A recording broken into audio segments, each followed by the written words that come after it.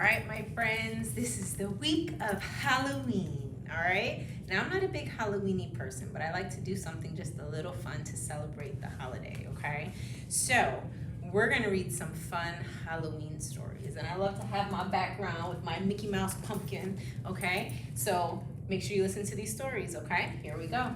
The biggest pumpkin ever.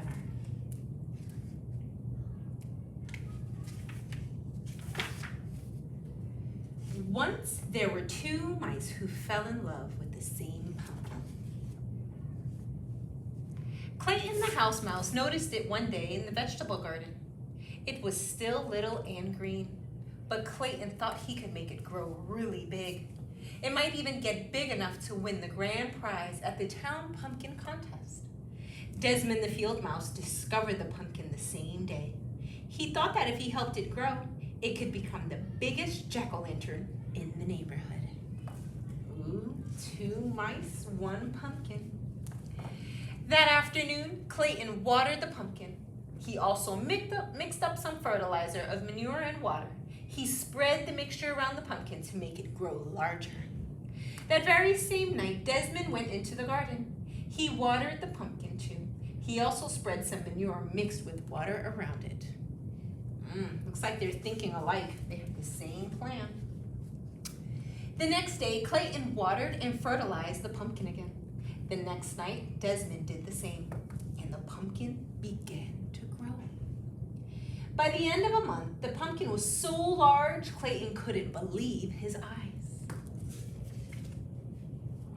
"My goodness," said Clayton's mother, "and it's not even full grown." Clayton shrugged. "All I do is water it," he said. Clayton's mother whispered in his ear.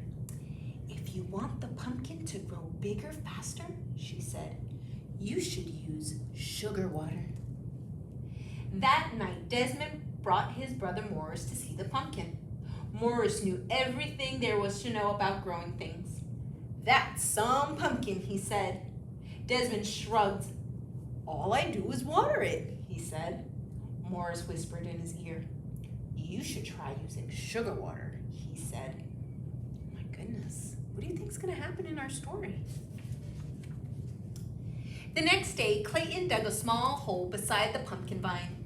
In the hole, he placed a bowl full of sugar water. He cut into the vine a few inches from the pumpkin. In the cut, he put one end of a piece of candle wick. Then he put the other end in the bowl of sugar water. That night, on the other side of the pumpkin, Desmond did exactly the same thing. You see, here's the sugar water on both sides with the candle wick. Within a week, the pumpkin was twice the size it had been. Within 2 weeks, it was absolutely enormous. Angelise, Isabella, and Jeremiah Forrest, please return to the front office. Angelise, Isabella, and Jeremiah Forrest, please come to the front office. Sorry, guys. Here we go. Clayton was amazed. He ran down the road and peeked into his friend Jimmy's pumpkin patch. The pumpkin Jimmy was growing for the contest looked much smaller. Clayton scratched his head. "I have an amazing pumpkin," he said out loud, "and I think I'm going to win the contest." Uh-oh, but is he the only one that thinks that's his pumpkin? That night, Desmond and his brother Morris spent a long time looking at the pumpkin. "How do you think it got that big?" Desmond asked. Morris shrugged. "A little luck, a little skill."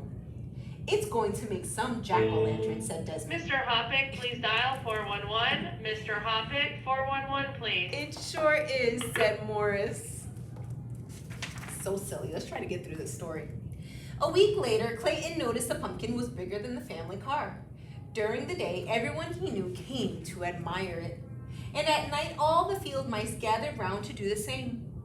By now, summer was almost over. In a week, the pumpkin would be full grown and start turning yellowish and then orange. A few weeks after that, it would be ripe and ready for the pumpkin contest. Clayton could hardly wait. The pumpkin was growing so fast, it would soon be larger than his house. Then he had a terrible thought. If the pumpkin was so big, how would he get it to the contest? It wouldn't fit in his red wagon. It wouldn't even fit in a truck. Clayton decided to worry about this when the time came. Uh-oh. That night, the weather grew colder. Thinking there might be an early frost, Clayton rushed out to the pumpkin with his blanket. One was not enough. Soon he was rushing back and forth, carrying all the blankets from the house. As he worked, he hummed a little song, and as he hummed, he heard someone else singing. He also began to realize that someone else was covering the pumpkin with blankets. Desmond, too, had seen the danger of an early frost. He, too, had brought blankets for the pumpkin, and as he worked, he sang a little song. And as he sang, he began to realize that someone else was working and humming. Uh-oh, I think now they're going to figure out how the pumpkin has gotten so big. Clayton stopped humming. He put down his pile of blankets and peered around the corner of the pumpkin. Desmond stopped singing. He put down his blankets and peered around the corner of the pumpkin. The two of them bumped heads and fell down. "You've been feeding the pumpkin," said Clayton. "You've been feeding the pumpkin," said Desmond. "That's why it got so big," said Clayton. "That's why it got so big," said Desmond. They burst out laughing. When everything had been explained, Clayton said, "I know I'll win the contest if I can get the pumpkin to town." Desmond smiled. "I'll help you. Just let me carve the pumpkin into a jack-o'-lantern for Halloween when the contest is over." I love how they found out that they're sharing the same pumpkin, but they're coming to an agreement about what they want to do with it.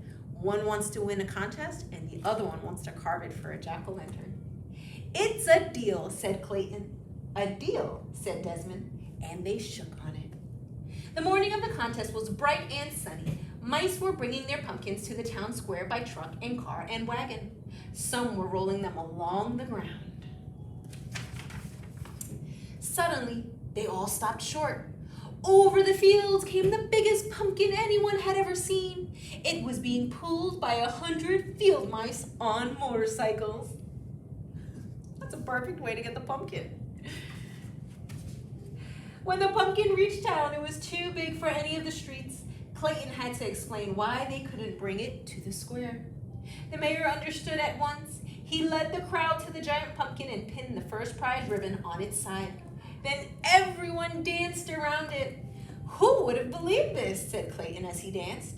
"Who would have believed this?" said Desmond at the same moment. When the celebration was over, the 100 field mice pulled the pumpkin back to the field. The day before Halloween, they carved it into the best jack-o'-lantern ever. And on Halloween night, its wonderful, smiling face could be seen glowing for miles around. All right. That's such a good story. It definitely talks about teamwork and how we should always share and compromise with others, okay? This was a great book. I'll see you guys later.